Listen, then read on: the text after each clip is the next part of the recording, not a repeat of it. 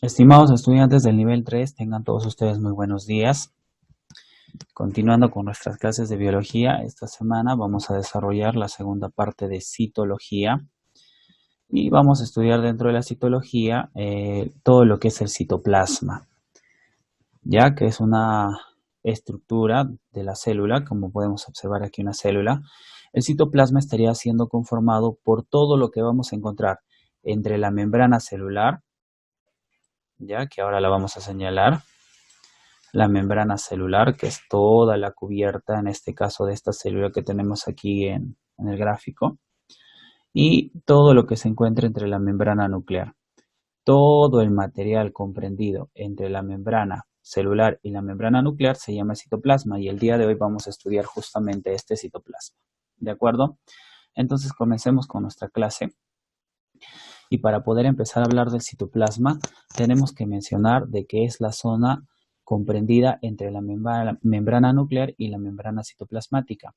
En la imagen que podemos observar en este preciso momento, podemos ver en la parte central de un color morado el núcleo, ¿no? Y la parte exterior, la membrana citoplasmática.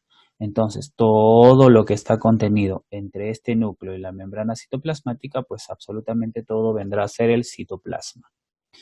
Este citoplasma está comprendido por lo que viene a ser la matriz citoplasmática, también conocida como citosol.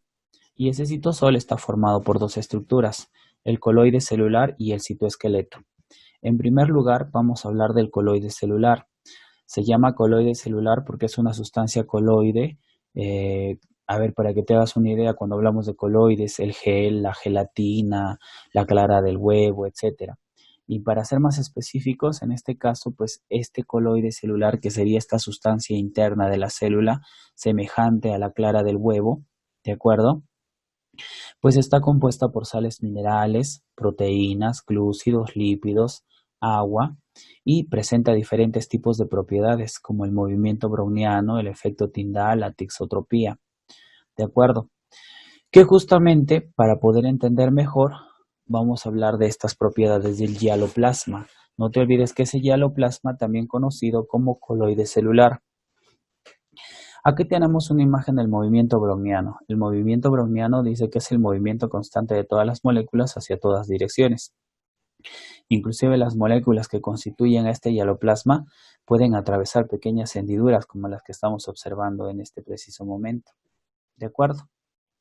¿Ya? También podemos hablar del efecto Tyndall. El efecto Tyndall dice que este hialoplasma tiene la capacidad de la desviación del haz luminoso en su registro, o sea, cuando ingresa al hialoplasma.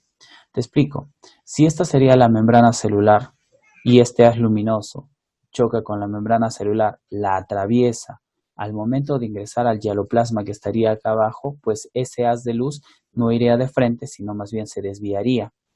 Y esto inclusive es un mecanismo de protección que tienen las células que impiden que los haces luminosos lleguen al núcleo de la célula, porque de llegar al núcleo de la célula podrían inclusive poder alterar o producir alguna alteración en lo que viene a ser el ADN. Entonces, este efecto Tyndall es una manera de protección del núcleo celular, ya que el hialoplasma desvía los haces luminosos. Y la tixotropía, que es la capacidad de todos los coloides de pasar a gel a sol y viceversa. ¿Qué se significa esto, la tixotropía? Cuando se encuentra en gel, sus moléculas están muy compactas, muy adheridas, y podemos decir que ya se hace casi sólido, ¿no? Muy compacto. Y cuando se pone en sol, pues las moléculas más bien se alejan unas de otras y se hace mucho más mucho menos viscoso, más líquido en este caso, casi líquido, ¿no? Entonces, en este caso el hialoplasma de las células pueden pasar de gel muy compacto a sol muy disperso o de sol a gel, ¿de acuerdo? Entonces, esas serían las propiedades del hialoplasma.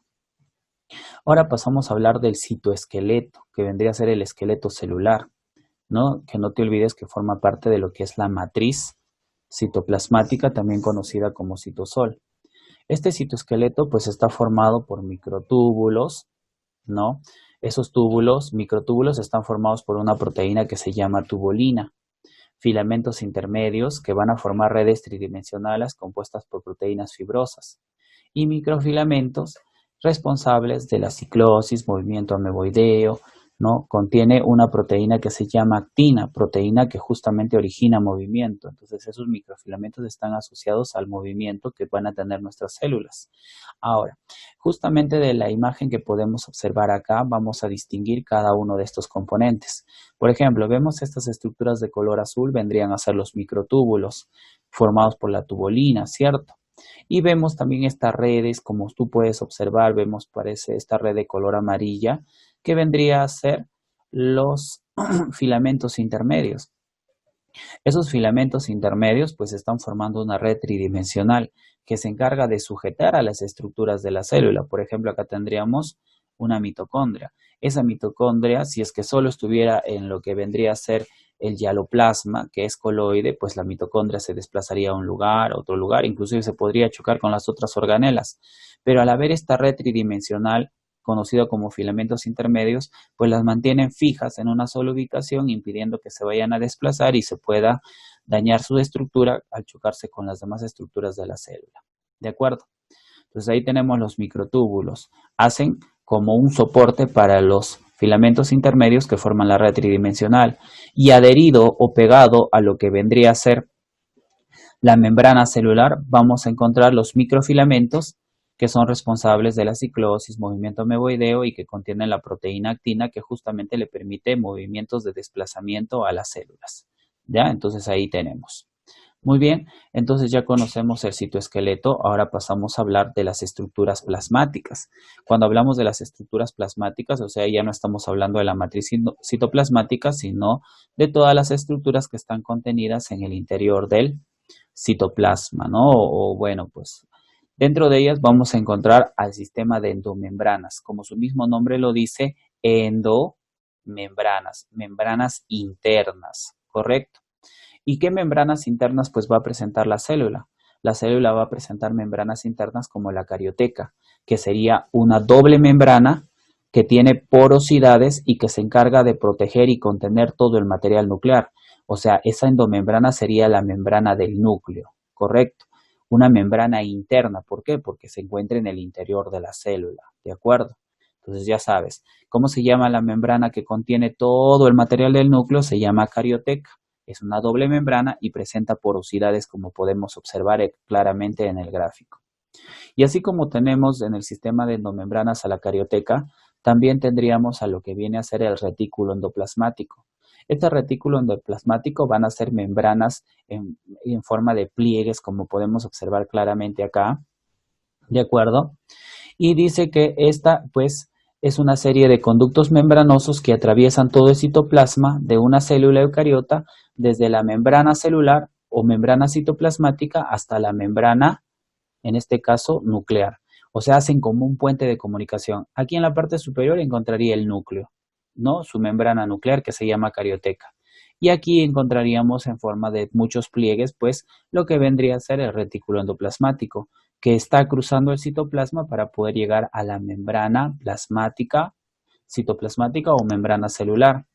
Ahora, entonces, este retículo endoplasmático es como un puente de comunicación entre la membrana nuclear y la membrana celular. Ahora, existen dos tipos de retículo endoplasmático. Existe el retículo endoplasmático rugoso, que presenta ribosomas en su superficie, por eso se le llama rugoso. Podemos observar estas pequeñas estructuras que van a venir a ser los ribosomas, los puntitos que tiene sobre su superficie. Y esos ribosomas son importantísimos porque se encargan de fabricar, producir proteínas. Y como el retículo endoplasmático sobre su superficie tiene a estos ribosomas, entonces lo que está ocurriendo es que este retículo endoplasmático rugoso transporta las proteínas que están fabricando los ribosomas que están sobre su superficie. Y así como tenemos el retículo endoplasmático rugoso, también tenemos el retículo endoplasmático liso. Este no presenta ribosomas, como podemos observar en su superficie, carece de estos ribosomas, ¿sí? Pero este es fundamental y se encarga de lo que viene a ser la síntesis de fosfolípidos, o sea, fabrica fosfolípidos. Si nosotros recordamos, en la clase anterior terminamos hablando de lo que era la membrana celular, membrana citoplasmática, y veíamos que estaba compuesta por una doble capa de fosfolípidos. Y si recordamos la función de la membrana citoplasmática, pues permite la entrada y salida, entrada y salida. Aquí ahorita esta estructura de color azul es nuestra membrana citoplasmática, está formado por fosfolípidos y permite la entrada y salida de material en la célula, ¿de acuerdo? Entonces, esos fosfolípidos que forman esta membrana se van desgastando. Y para reemplazar esos fosfolípidos que se van desgastando, este retículo endoplasmático liso es el que se encarga de fabricar nuevos fosfolípidos para reemplazar los fosfolípidos que se hayan desgastado de la membrana citoplasmática, ¿correcto? Pero así como fabrica fosfolípidos, también se encarga de la detoxificación celular. Y cuando hablamos del proceso de detoxificación celular, estamos hablando de que va a ayudar a eliminar las sustancias tóxicas del interior de la célula y expulsarlas fuera de ella, ¿correcto? Entonces ahí estaríamos terminando con el retículo endoplasmático, que también pertenece al sistema de endomembranas. La siguiente endomembrana de la cual vamos a hablar va a ser del complejo de Golgi, también conocida como Golgi o comúnmente como aparato de Golgi, como lo tenemos aquí en su gráfico. ¿Ya? Dice que este complejo de Golgi o aparato de Golgi está formado por estructuras membranosas que van a formar grandes sacos aplanados que se llaman cisternas. Podemos ver en la imagen, estos son los sacos membranosos. Esos sacos membranosos son las denominadas cisternas, también conocidas con el nombre de dictiosomas, ¿ya? De los cuales están desprendiendo pequeñas vesículas. Como podemos ver ahí, parece gránulos que se desprenden de lo que vienen a ser estos sacos aplanados, ¿de acuerdo? Estos pequeños vesículas van a hacer las denominadas citosomas, que ya los vamos a ver más adelante, ¿de acuerdo? Para que puedas tener claridad. La función del aparato de Golgi es la secreción celular de sustancias desarrolladas en la célula. O sea, todos los productos de la célula, este aparato de Golgi ayuda a secretarlo, a expulsarlo de su organismo, ¿de acuerdo? Origina también a los lisosomas, glioxisomas y peroxisomas. Estos lisosomas, glioxisomas y peroxisomas son los denominados citosomas que se producen a partir de estas vesículas que se van desprendiendo de los sacos aplanados del aparato de Golgi. Correcto. También dice que participa en la síntesis de glúcidos. Cuando hablamos en la síntesis de glúcidos, o sea, fabrica azúcares, carbohidratos, que en este caso muchas veces ellos forman parte de la pared celular, en el caso de las células vegetales más que nada. Pero esta no es una función común porque solamente aplica en el caso de células vegetales, pero en el caso de células animales pues no tienen pared celular, entonces el aparato de Golgi ya no cumpliría esta función. ¿De acuerdo? Muy bien. A ver, acá justamente estamos viendo el aparato de Golgi y como ya hemos terminado de hablar de ello, estaríamos terminando con todo el sistema de endomembranas. Ya concluimos con todas las endomembranas. Ahora tendríamos que pasar a hablar de lo que vienen a ser las organelas. ¿Qué son las organelas? Dice que las organelas son estructuras del citoplasma que todas ellas van a tener su propia membrana celular. ¿De acuerdo? Cuando hablamos, no te olvides de organelas, son todas las estructuras que se encuentran en el citoplasma que tienen su propia membrana. Ahora, estas organelas pueden haber de dos tipos. Hay organelas que tienen doble membrana, como por ejemplo la mitocondria, los cloroplastos, y habrán organelas que tan solo tendrán una sola membrana, ¿de acuerdo? Como la vacuola, lisosomas, etcétera, que vamos a ver a continuación. Empecemos con las organelas con doble membrana. Dentro de ellas encontramos a las mitocondrias, organelas extremadamente importantes en las células eucariotas, ya que estas organelas esféricas y particularmente prominentes, o sea grandes, son muy numerosas en las células con gran actividad metabólica. Cuando hablamos de gran actividad metabólica decimos que son las que gastan mucha energía, como nuestras neuronas del sistema nervioso y las fibras musculares del sistema muscular. ¿Ya?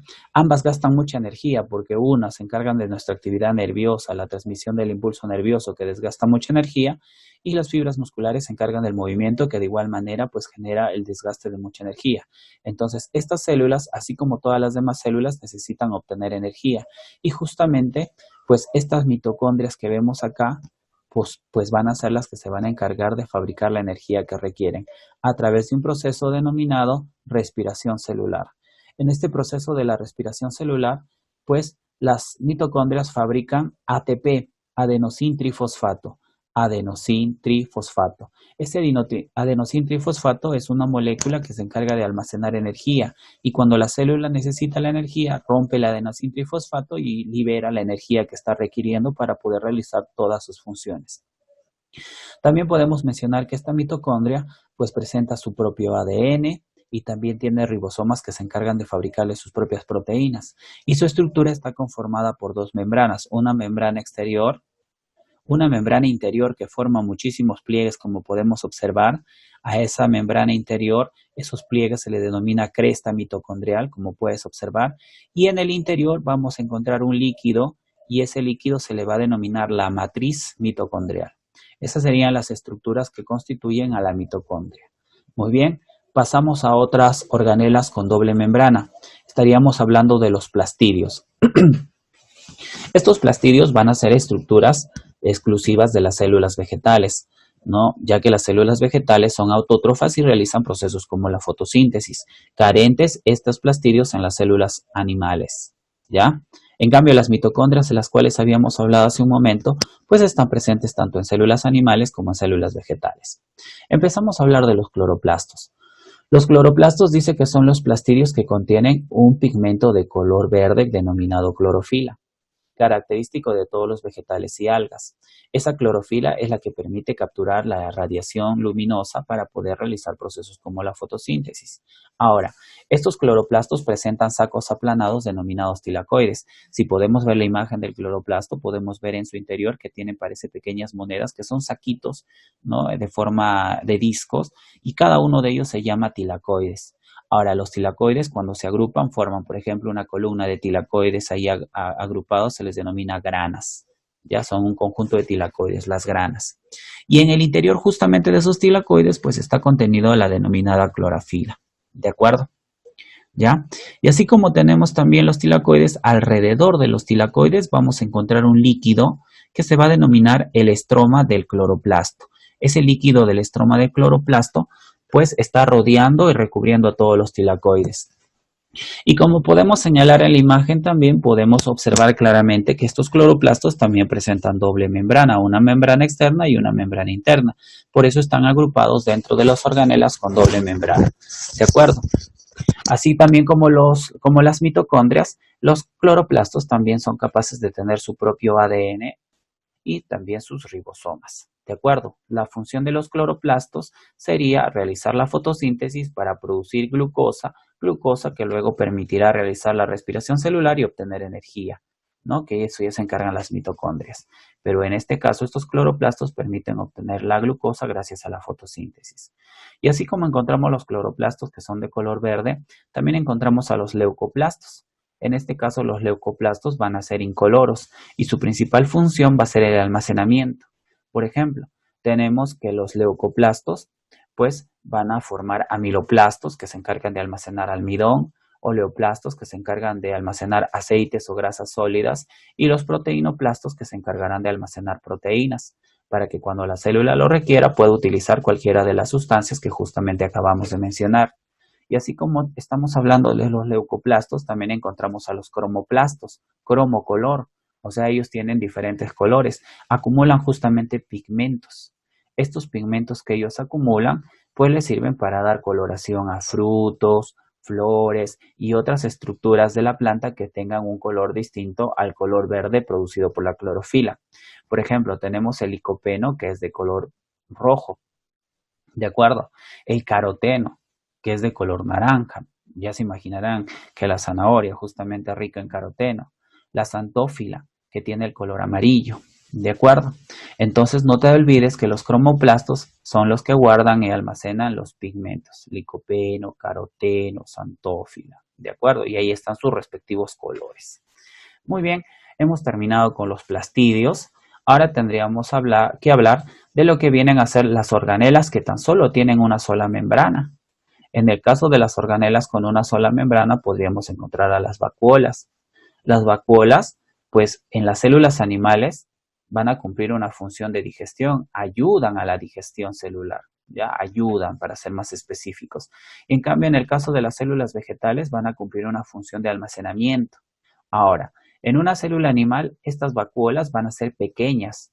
mientras que en una célula vegetal pues van a tener gran tamaño, como podemos observar en el gráfico. Esta estructura que vemos aquí sería su vacuola de la célula vegetal. Esta es una célula vegetal y principalmente pues cumple una función de almacenamiento, mientras que en la célula animal ayudaba a los procesos de digestión. ¿De acuerdo? Ahora pasamos a hablar de los lisosomas. Los lisosomas son las organelas encargadas de realizar la digestión celular. Ahora, ellas realizan procesos como la autólisis, la autofagia. Aquí vemos la estructura de un lisosoma. En el interior del lisosoma vamos a encontrar enzimas hidrolíticas. Hidro, agua, líticas, viene de lisis, que es ruptura o rompimiento. O sea, ¿qué hacen estos lisosomas? Rompen, destruyen a las partículas nutritivas para que la célula pueda hacer su digestión celular. Ahora, dice que realizan procesos como la autólisis y la autofagia. Te explico. Cuando, por ejemplo, un lisosoma captura una proteína, digamos, ¿no? o un nutriente, pues el lisosoma se lo traga y al tragárselo se va a autodestruir, autólisis, o sea, se rompe, se destruye sola para también con esa ruptura que está realizando el lisosoma, también se pueda romper este nutriente y se pueda degradar para que la célula lo pueda utilizar. Ahora, ¿pero qué pasa cuando hay nutrientes que son muy difíciles de poder romper y quebrar? Pueden ser capaces de realizar autofagia, o sea, si un lisosoma se ha tragado una partícula alimenticia o un nutriente y este no puede romper esa partícula alimenticia, puede venir otro lisosoma y tragarse al lisosoma anterior y entre los dos van a realizar una autólisis tratando de aplicar todo el esfuerzo para poder degradar y romper a la partícula alimenticia. A eso se le denomina autofagia, o sea, se autotraga. Un lisosoma se puede tragar a otro lisosoma que contenga un nutriente y entre ambos van a ayudar a destruir y romper al nutriente para que la célula pueda aprovecharla. ¿Ya? Ahora, entonces ahí tenemos lo que vienen a ser tanto la vacuola y el lisosoma. Una aclaración de la vacuola, pues esta vacuola, como puedes ver, también tiene una membrana. Esa membrana y única membrana, en el caso de las vacuolas, se les denomina tonoplasto. No te olvides, membrana de la vacuola, tonoplasto. En el caso del lisosoma, su vacuola no tiene nombre propio, pero esta se llama membrana lisosómica, ¿no? La que recubre y envuelve al lisosoma. Luego tenemos estructuras como los glioxisomas. Estas actúan durante la germinación de la semilla y estas van a convertir, en este caso, a la semilla le van a ayudar a realizar el proceso de la germinación y van a ayudar a convertir los aceites esenciales que están almacenados en las semillas, los van a ayudar a convertir en carbohidratos que serán necesarios para que el embrión que está dentro de la semilla se nutra, obtenga energía y pueda realizar procesos como la germinación. Ahora, cuando hablamos de la germinación, tenemos que ser específicos que esto solamente va a ocurrir en el caso de células vegetales. ¿De acuerdo? Entonces, los glioxisomas tendríamos que hacer la aclaración de que son exclusivos de células vegetales. Pasamos a los peroxisomas. Los peroxisomas van a ser estructuras que se encargan de descomponer el peróxido de hidrógeno, H2O2, también conocido comúnmente por nosotros como agua oxigenada, que en realidad este también va a ser una sustancia tóxica en el interior de la célula y que resulta de un proceso de desecho del metabolismo celular y los peroxisomas pues se encargan de descomponerlo de tal manera, de esta forma pues ya no van a generar y no van a ser tóxicos en el interior de la célula. Ahora, todos estos, a ver, vamos a señalar, mejor los subrayamos. Hace un rato habíamos mencionado del aparato de Golgi. ¿Te acuerdas que te dije que se desprendían unas vesículas? Pues esas vesículas se formaban en lisosomas, glioxisomas y peroxisomas. Ahora, estos tres en su conjunto, adquieren el nombre de citosomas. Van a disculpar la letra, ¿ya? No es tan fácil escribir con el mouse. Citosomas, ¿ya? Entonces no te olvides. Estos constituyen a los denominados citosomas de la célula. Muy bien, de esta forma estamos terminando con las estructuras que tienen una sola membrana y ahora pasamos a hablar de las estructuras que carecen de membrana. Y estas estructuras que ya no tienen ningún tipo de membrana se les van a denominar organoides. Los organoides van a ser estructuras bastante sencillas, bastante simples, que van a estar en el interior de la célula. Y también podemos decir que son estructuras bastante pequeñas, ¿de acuerdo? Dentro de estos organoides, pues encontramos a los famosos ribosomas. Los ribosomas son los responsables de la producción de proteínas, ¿de acuerdo? Estos ribosomas, si tú recuerdas, estaban sobre la superficie del retículo endoplasmático rugoso, ¿no? Justamente esos gránulos que son los ribosomas formaban su rugosidad, y también lo encontramos encima de lo que viene a ser la membrana del núcleo, que se llama carioteca. Y pues su principal función es la elaboración y fabricación de proteínas. Podemos encontrar los ribosomas de tipo 80S, propio de una célula eucariota, y también cuando recordemos pues a la célula procariota, la célula poco evolucionada, pues tenía un ribosoma también ligeramente menos evolucionado, que serían los ribosomas del tipo 70S. Ambos ribosomas están constituidos por diferentes subestructuras o subunidades, como podemos observar acá. ¿De acuerdo? ¿No? Igualmente acá el 70S, igual acá el 80S. ¿Ya? Ahora, también así como encontramos lo que vienen a ser los ribosomas, también vamos a encontrar a los centrosomas. Estos centrosomas contienen a los centriolos. Aquí podemos observarlos. Estos centriolos están formados también por lo que vienen a ser los microtúbulos, ¿de acuerdo? Y estos van a actuar y van a realizar una función importante durante la división celular, o sea, en la reproducción celular, ¿no? Que van a viajar a los polos y van a realizar procesos que van a favorecer la división o reproducción celular. ¿De acuerdo? Ahora tendríamos que mencionar en este caso que estos centrosomas son exclusivos de las células animales. En el caso de una célula vegetal se le denominarían casquetes polares. Ya son otras estructuras muy parecidas, pero ligeramente diferenciadas por alguna de sus estructuras. No te olvides, centrosomas propio de células animales, y en el caso de las vegetales, te menciono el nombre, se llaman casquetes polares. Bueno, también podemos decir que las células pueden tener cilios y flagelos, que más que otra función cumplen la denominada función para la locomoción celular, o sea, para que las células se puedan trasladar de un lugar a otro, en este caso, no dentro de nuestro organismo. ¿No? Más que nada en las células que tienen pues movimiento propio. Y finalmente encontramos un nucleolo, que sería una estructura que se encuentra en el interior del núcleo y que contiene ARN, y ese nucleolo pues da origen a los famosos ribosomas que fabricaban las proteínas. ¿De acuerdo? Y de esa manera estaríamos hablando y terminando de mencionar a todas las estructuras del citoplasma, ¿no? Y terminando la clase del día de hoy. A la siguiente clase vamos a hablar de lo que viene a ser el núcleo de la célula, que también pues tiene bastante información y que la vamos a aprender en la siguiente clase. Ahora lo que nos queda es pues resolver nuestra práctica y concluir con nuestra clasecita. Bueno, aquí vemos nuestra práctica, tiene muchas preguntas para poder rellenar. Yo te voy a ir indicando y tú vas rellenando. A ver, pregunta número 1. ¿Qué es el sistema de endomembranas? El sistema de endomembranas es el sistema de membranas internas que tiene la célula. Estas membranas internas pueden ser la carioteca, el retículo endoplasmático liso y el rugoso y el aparato de Golgi, ¿sí? Segunda pregunta. ¿Por qué se caracteriza un organoide? La principal característica que tiene un organoide, como te lo acabo de mencionar hace un momento, es que carece de membrana propia. No tiene membrana el organoide. ¿De acuerdo? Correcto. Pasamos a la pregunta número 3. ¿Qué es el citoplasma? El citoplasma es todo el material que está contenido entre la membrana celular o citoplasmática y el núcleo celular. No te olvides, ¿qué es el citoplasma? Todo el material interno de la célula que está contenido entre la membrana celular o citoplasmática y el núcleo de la célula. A ver, grafica una organela cualquiera y señalar su función. Entonces aquí podrías tú graficar una mitocondria y señalas que sirve para la respiración celular, o graficas un lisosoma y puedes señalar que ayuda a la digestión celular. Entonces puedes graficar la organela que tú desees de las que hemos visto y le pones la función que hemos explicado, por favor. ¿Ya? Pregunta número 6. Es una propiedad de la matriz citoplasmática. A ver, cuando hablábamos de la matriz citoplasmática, si ustedes recuerdan, pues estábamos mencionando que tiene propiedades como el movimiento browniano, ¿no? Donde sus moléculas se desplazaban en todas direcciones, inclusive podían atravesar pequeñas hendiduras.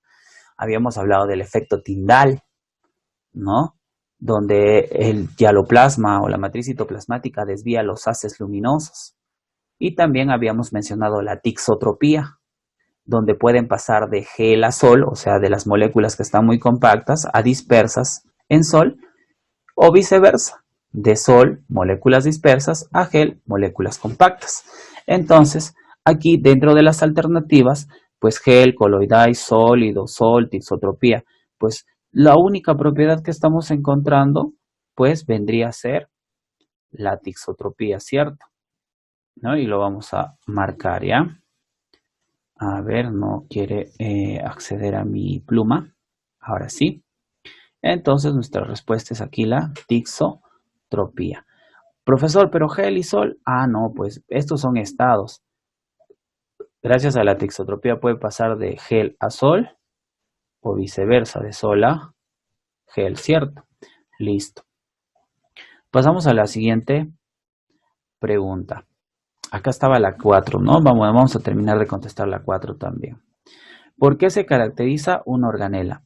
Todas las organelas se caracterizan por tener una membrana propia. Pueden haber organelas con doble membrana, como las mitocondrias, los cloroplastos, o pueden haber organelas con una sola membrana, como la vacuola, los lisosomas, peroxisomas, etc. ¿De acuerdo? Entonces, principal característica de una organela, presentan membrana propia. ¿De acuerdo? Siguiente, 7. Organoide que interviene en la división celular. ¿Qué organoide es el que interviene en la división celular? Hace un momento lo hemos explicado, pues el que contenía los centriolos, que estaban hechos de pequeños tubos, los microtúbulos, ¿no? Estamos hablando del centrosoma. Organoide que interviene en la síntesis de proteínas, o sea, fabrica, produce proteínas, vendrían a ser los ribosomas. ¿De acuerdo? Muy bien, continuemos con nuestra práctica. 9. La detoxificación celular es una función, a ver, ¿te recuerdas? Hablamos que detoxificaba la célula y también fabricaba fosfolípidos, pues estábamos hablando del retículo endoplasmático liso, REL, retículo endoplasmático liso. Los cloroplastos tienen por función la realización de la fotosíntesis, ¿de acuerdo? Ya está ahí. Marcar verdadero o falso. ¿Los glioxisomas son organelas típicas de la célula vegetal? Sí, porque ayudan a los procesos de germinación. ¿Los peroxisomas son organelas que contienen enzimas? Sí, tienen enzimas que ayudan a descomponer el peróxido de hidrógeno. ¿De acuerdo? El agua oxigenada. ¿Recuerdas que te lo mencioné? Entonces, ambas respuestas serían verdad. Marca verdadero o falso. La membrana de las vacuolas se denomina tonoplasto. Ah, muy bien, también te lo mencioné, eso sí es correcto, ¿cierto? Cuando hablábamos de la vacuola, ¿no? Te hablaba de su membrana que se llamaba tonoplasto. ¿Te acuerdas que dijimos que la vacuola en las células vegetales era grande, mientras que en las células animales era pequeña? Muy bien, seguimos. La vacuola almacena agua y diversos solutos, correcto, pero tendríamos que aclarar que principalmente lo hace en el caso de las células vegetales. Siguiente, relacionar.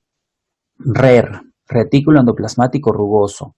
A ver, ¿qué podríamos decir? Respiración celular, fotosíntesis, síntesis de proteína, transforma lípidos en glúcidos.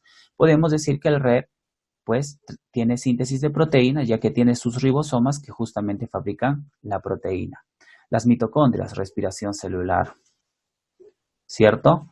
Glioxisomas, transforman los lípidos en glúcidos para que los embriones de las semillas puedan germinar. Entonces sería acá C. Y los cloroplastos, pues, realizan procesos como la fotosíntesis. Alternativa D.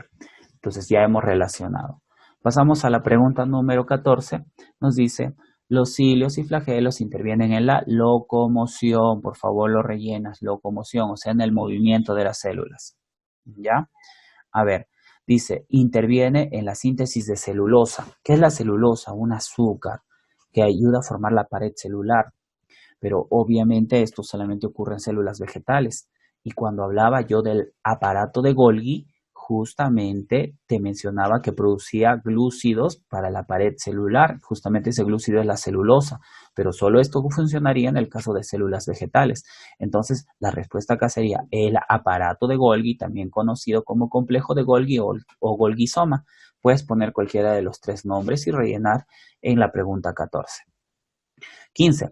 Relación, a ver, síntesis A ver, perdón, glioxisoma primero. A ver, ¿qué cosa es el glioxisoma? Síntesis de lípidos, forma la membrana de la vacuola, contiene enzimas, ciclo glioxilato, ciclo del glioxilato, que es la transformación de lípidos en glúcidos.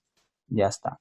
Peroxisomas, contiene enzimas, tonoplasto, membrana de la vacuola, retículo endoplasmático, síntesis de lípidos.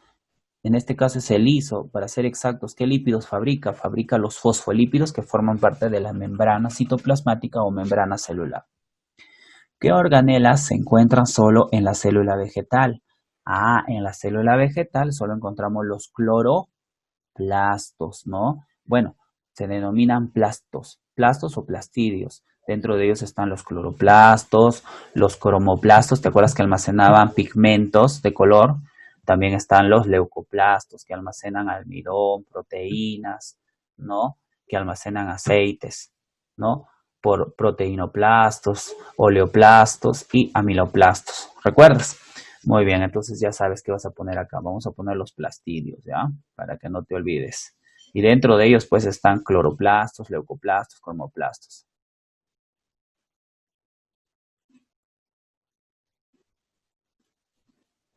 Muy bien. De esta forma estaremos terminando. Pero sin antes también recordarte que así como ellos, también solamente en las células vegetales encontramos a los glioxisomas. Hemos terminado con nuestra practiquita. Les agradezco muchísimo por su atención. ¿Sí?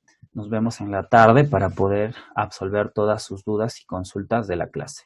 Muchas gracias nuevamente por su atención. Un fuerte abrazo a la distancia. Por favor, cuídense mucho.